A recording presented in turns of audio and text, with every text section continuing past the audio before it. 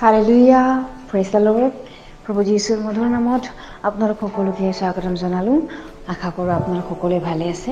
প্ৰিয় বিশ্বাসীসকল, সুন্দৰ দিন, সুন্দৰ বতৰ ঈশ্বৰে আমাক দিছে। তাৰ কাৰণে ঈশ্বৰৰ বহুত বহুত ধন্যবাদ হওক। আহক আজিৰ দিনটোৰ আমি ঈশ্বৰৰ বাক্য চাওঁ।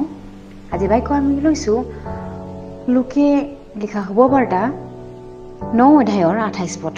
তাত সুন্দৰ ঈশ্বৰৰ বাক্যই আমাৰ কাৰণে কৈ আছে, এই কথা কোৱাৰ 8 দিনমানৰ পাছত তেওঁ পিতৰ, জোহন আৰু জাকবক লগত লৈ প্ৰাৰ্থনা কৰিবলৈ পৰ্বতৰ ওপৰলৈ গ'ল। Hallelujah, praise the lord.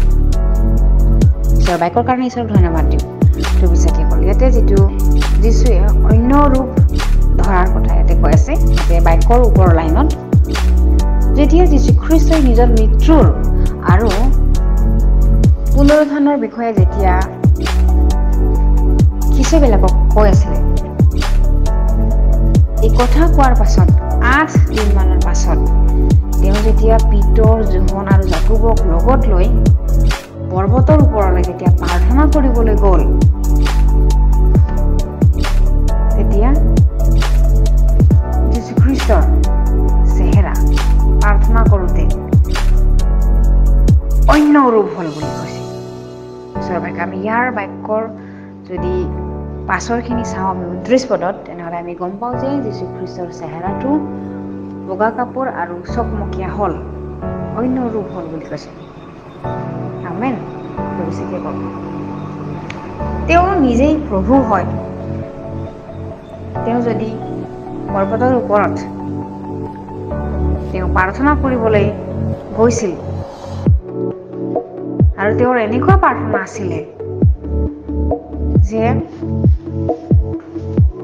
তেওঁ নিজকে ঈশ্বৰৰ হাতত সোধাইছিলে আৰু তেওঁ জানিছিলে যে তেওঁ কেনেকৈ মৰিব, তেওঁ কেনেকৈ শাস্তি পাব, তেওঁ আত্মাতে গম পাইছিলে আৰু তেওঁৰ লগত কি কি হ'ব, তেওঁৰ কোনজন শিষ্যই তেওঁক কি কৰিব, তেওঁ গোটেইটো জানিছিলে। সেইকাৰণে তেওঁ পৰ্বতৰ ওপৰলৈ পিতৰ, জোহন আৰু জাকবক লৈ প্ৰাৰ্থনা কৰিবলৈ গ'ল। এতিয়া তেওঁ যে ঈশ্বৰৰ লগত আছে আৰু পিতৃ ঈশ্বৰ যে তেওঁৰ লগত আছে, সেইকাৰণে তেওঁৰ চেহেৰা অন্য ৰূপ হৈছিলে। কিন্তু আত্মাত পৰিপূৰ্ণ হৈছিলে। তেওঁ ব্যাকুলতাত যেতিয়া তেওঁ প্ৰাৰ্থনা কৰিছিলে, তেওঁৰ চেহেৰা বেলেগ হৈছিলে। হালেলুয়া। প্ৰিয় বিশ্বাসীসকল, আমি যদি আত্মাত পৰিপূৰ্ণ হয়, আমি এনেকুৱা প্ৰাৰ্থনা কৰোঁ, আমাৰো এনেকৈ আশীৰ্বাদ হ'ব। যীশুখ্ৰীষ্টই কৈছে, যিজনে বিশ্বাস কৰে মোক কয়, মই কাম কৰিব। হালেলুয়া। বিশ্বাসীসকল, আমাৰ ঈশ্বৰে যদি, আমাৰ প্ৰভু যীশুৱে যদি অকলে প্ৰাৰ্থনা কৰিবৰ কাৰণে তেওঁ পৰ্বতৰ ওপৰত গৈছিলে আৰু লগত তেওঁ তেওঁৰ শিষ্যবিলাকক পিতৰ, জোহন আৰু জাকবক লৈ গৈছিলে, যাতে তেওঁবিলাকেও শিকে প্ৰাৰ্থনা কৰিবলৈ কেনেকৈ প্ৰাৰ্থনা কৰে। আমেন। তেওঁ জানিছিলে যে নিজৰ শাস্তিটো কেনেকৈ হ'ব, নিজৰ যিটো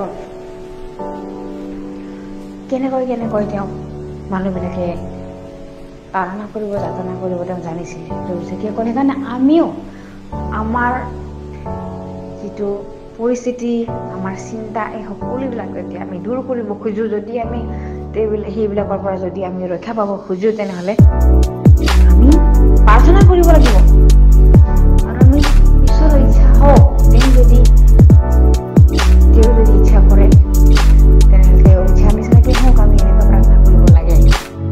কিয়নো আমাৰ যীশু তেনেকৈ প্ৰাৰ্থনা কৰিছিলে যে ইমান পাত্ৰ যদি তুমি দূৰ কৰিব খোজা, তেনেহ'লে তোমাৰ ইচ্ছা নিচিনাকৈ হওক, তথাপি তোমাৰ ইচ্ছাই নিচিনাকৈ হওক বুলি তেওঁ প্ৰাৰ্থনা কৰিছিলে।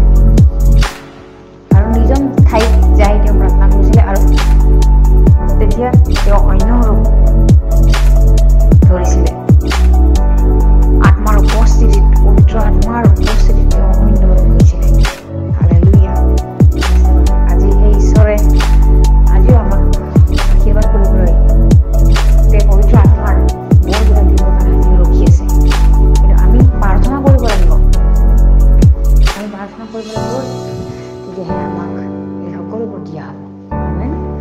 বিশ্বাসীসকল মই বিশ্বাস কৰোঁ এবাৰ কৰোঁ যিহেতু আপোনালোক সকলোৱে আশীৰ্বাদ প্ৰাপ্ত হৈছে বুলি। আহক আমি একেলগে প্ৰাৰ্থনা কৰোঁ। ধন্যবাদ প্ৰভু সুন্দৰ বাক্যৰ কাৰণে। প্ৰভু তুমি নোৱাৰা কাম একো নাই।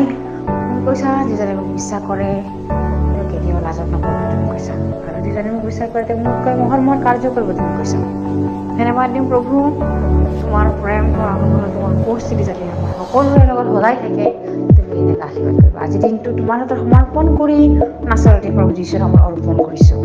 আমেন। Praise the lord.